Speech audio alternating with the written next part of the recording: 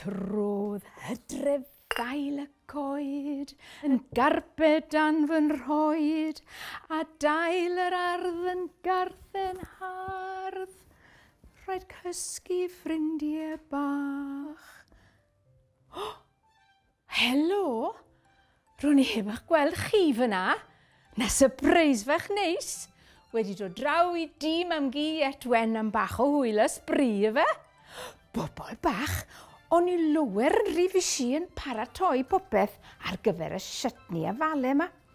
Siatni blasus wedi wneud o'r afalau gasgles i o berllan i etwen ddo, ac yn nid ryw afalau sydd wedi dod o 4 ban byd. Na arogl hyfryd.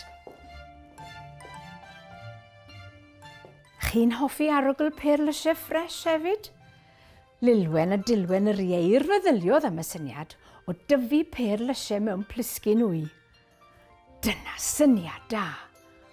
Morwydd, mae'n bersawr naturiol hyfryd yn lle'r hen soffach drewllyd na o'r siop fawr.